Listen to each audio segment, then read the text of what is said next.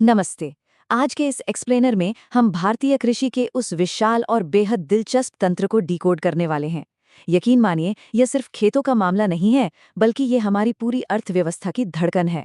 चीजों को बेहतर ढंग से समझने के लिए हम शुरुआत करेंगे कृषि की मौजूदा स्थिति से, फिर देखेंगे किसानों की असल चुनौतियां, फसलों का मौसम चक्र, खेती के प्रकार और क्रांतियां, और आखिर में बात करेंगे प्रमुख फसलों की। चलिए शुरू करते हैं।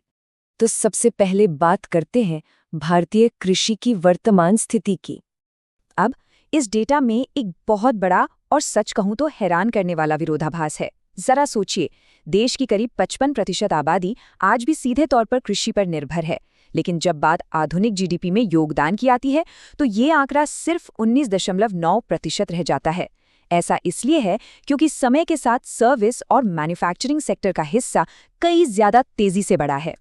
अगर हम देश के भौगोलिक परिदृश्य यानी फिजिकल लैंडस्केप को करीब से देखें तो ये बात बिल्कुल साफ हो जाती है कि हमारे देश के कुल क्षेत्रफल का आधे से भी ज्यादा हिस्सा, जी हाँ, पूरे 51% सिर्फ और सिर्फ खेती के लिए इस्तेमाल होता है। और इन फसलों की सही पैदावार के लिए योजना आयोग ने पूरे भारत को 15 अलग अलग कृषि जलवायु क्षेत्रों में बांटा हुआ है। लेकिन यहीं पर एक कड़वी सच्चाई भी सामने आती है।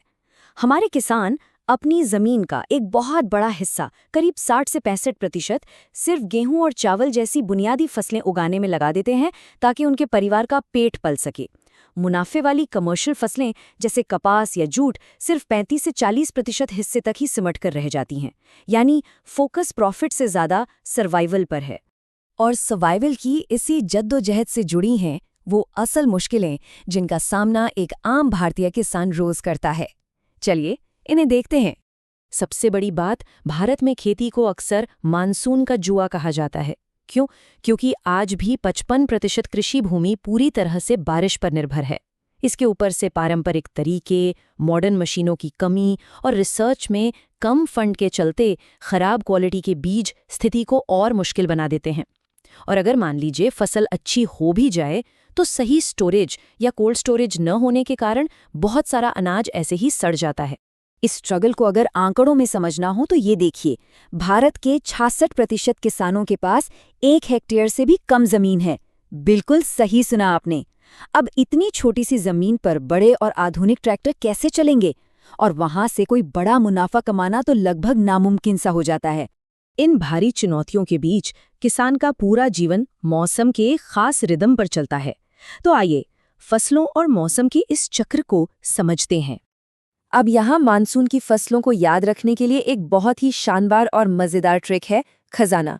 इसमें ख का मतलब है खरीफ, जा से है जून जुलाई यानी बुआई का समय, और ना का मतलब है नवंबर दिसंबर जब फसल की कटाई होती है ना कमाल का तरीका मौसम और महीनों को याद रखने का।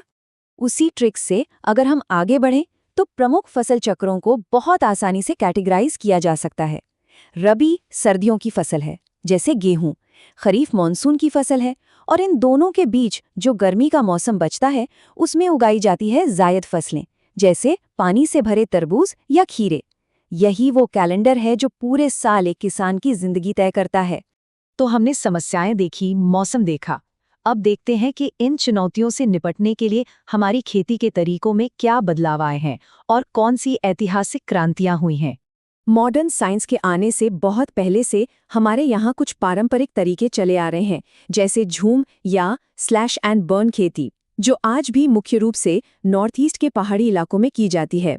इसमें पेड़ों को काट कर जमीन साफ की जाती है और जब मिट्टी की ताकत कम हो जाती है तो किसान नई जगह चले जाते हैं। दूसरी तरफ ऑर्गेनिक फार्मिंग भी तेजी से बढ़ रही है और आपको जानकर खुशी होगी कि सिक्किम पूरी तरह से जैविक खेती अपनाने वाला भारत का पहला राज्य बन गया है। लेकिन सही मायनों में जो सबसे बड़ा गेम चेंजर साबित हुआ वो थी हरित क्रांति यानी ग्रीन रेवोल्यूशन। ग्लोबल लेवल पर इसका नेतृत्व 1965 में नॉर्मन बोरलॉग ने किया था, लेकिन भारत में उन्नत किस्म के बीजों के साथ एमएस स्वामीनाथन ने 1966-67 में इसे सफलतापूर्वक लागू किया। और इसकी सफलता कोई छोटी मोटी नहीं थी। जरा इस आंकड़े को देखिए। उन्नत बीजों के इस्तेमाल से भारत में गेहूं का उत्पादन सीधा 5 गुना तक बढ़ गया। इस एक कदम ने देश की पूरी फूड सिक्योरिटी यानी खाद्य सुरक्षा की तस्वीर ही बदल कर रख दी। गेहूं में मिली इस जबरदस्त कामयाबी ने एक के बाद एक कई और क्रांतियों को जन्म दिया।